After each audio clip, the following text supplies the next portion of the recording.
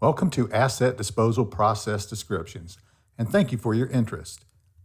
We hope you'll take time after this short presentation to explore the other Triad Unlimited presentations on YouTube, follow us on LinkedIn, and visit our website to see all our services and training offerings. Asset disposal definition. Asset disposal is comprised of the processes related to assessment of state of good repair, asset useful life, asset obsolescence, and asset replacement. The four processes associated with asset disposal are state of good repair, which assesses to discover which assets are within their useful life and able to perform their intended functions. Process 2 is asset useful life, which establishes the priority of recapitalization investment relative to calculated criteria. Process 3, asset obsolescence, evaluates the availability of spare parts, hardware, software, and technical support. And asset replacement, which considers the cost of repair versus replacement over the asset life cycle. Asset disposal process benefits. The state of good repair allows database prioritization of asset replacement projects and helps avoid reactive and expensive replacement capitalization. Asset useful life establishes priority of recapitalization investment relative to calculated criteria that includes remaining asset life, net value of continued operation, and site priority. Assessing availability of spare parts, hardware, software, and technical support provides basis for defining obsolescence instead of reacting to it. Assessing the cost of repair versus replacement over the asset life cycle allows use of data-based decision criteria to replace assets. Process 1, asset state of good repair. Asset age is not a predictor of failure occurrence. That said, regardless of how well an asset is maintained, it remains true that it is destined to become the victim of entropy and deteriorate, become obsolete due to new technology, or at some point be replaced because it is not economically viable. That's why there aren't wind-powered whaling vessels or covered wagons or Model T cars all over the place. Assets have life cycles, and we don't want to find out that something is obsolete or on its last legs only after it fails. So in addition to the execution of proactive tasks that serve to discover and intercept asset failure modes over the span of an asset's life cycle, a state of good repair analysis should be routinely scheduled via the CMMS to determine the physical state condition and remaining useful life of critical assets.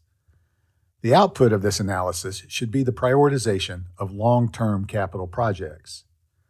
State of good repair analysis can be implemented at the asset or the system level, depending on the scope of the project that would be necessary to perform replacement. The state of good repair analysis considers the type of asset, its initial purchase cost, its age, its expected lifespan, and its general overall condition. These factors are assigned values, and the asset is categorized in terms of the priority associated with its replacement. State of good repair analyses results can be compared across sites or by equipment type, and in other ways to provide management with a heat map of where and when major capital expenditures related to asset replacement can be anticipated. This map serves as guidance for the prioritization of capital projects in the best interest of the overall business. Asset useful life. The remaining useful life is a subjective estimate of the number of remaining years that an item, component, or system is estimated to be able to function in accordance with its intended purpose before requiring replacement. Remaining useful life is part of the state of good repair calculation, but bears mentioning because it is really a separate process. First, assets need to be identified by type. That's motors, pumps, piping, valves, etc., along with any differentiators within that type that could affect the expected initial lifespan, such as speed, temperature, material, operating context, etc. When asset type groups are established, expected life data must be assigned. This can be sourced from industry guidelines, failure history, subjective estimates by subject matter experts, or other means. The age of each asset must be known. The age of the asset is compared to the initial expected life and the difference is the remaining useful life. The current cost of proactive maintenance tasks must be known and multiplied by the remaining useful life to arrive at the remaining cost of maintaining the asset. Remaining useful life is useful toward calculating the remaining cost to maintain the asset and becomes part of the state of good repair calculation for asset replacement priority. Asset obsolescence. Asset obsolescence monitoring keeps track of asset technology and availability of spare parts and other asset management support. Understanding the priority, performance, and obsolescence allows forecasting of future projects to acquire new assets or upgrade existing processes in a manner that provides the most value to the business. Obsolescence is not deterioration. Obsolescence is due to technological advances, changes in product demand, or legal or regulatory changes that render the equipment out of compliance. Aesthetics and economics can play a part as well. Evaluation and classification processes should set categories and criteria within a process to declare something obsolete. Obsolescence management techniques include cannibalization of like equipment to prolong operation of the most critical assets, a last buy of spare parts while they're available, and periodic review of overall asset performance and expected remaining life. When obsolescence is declared, the asset or process enters the asset replacement workflow where its replacement is prioritized and planned. Asset replacement is usually not performed immediately after an asset is declared obsolete. In large companies, there may be dozens of sites with equipment in varying states of repair and performance capability. When some asset or process is determined to be obsolete, there are several inputs to consider in order to prioritize replacement events.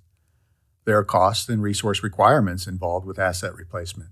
Entire systems might have to be dismantled. Consideration must be given to disposal requirements at the local, state, and federal levels. There may be salvage credit available. Some components may be fit for refurbishment, restocking, and reuse.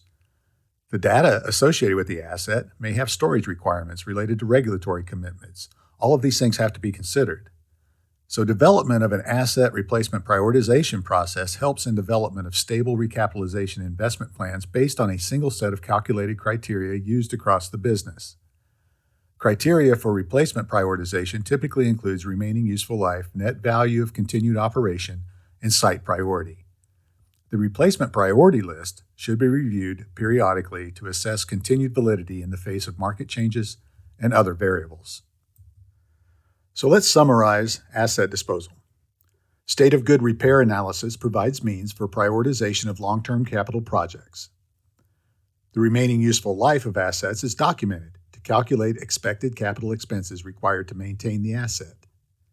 Obsolescence is due to technological advances, product demand, legal or regulatory changes that render the equipment out of compliance. When some assets or process is determined to be obsolete, there are several inputs to consider in order to prioritize replacement events. This concludes the Asset Disposal Process Descriptions presentation. Thank you for participating.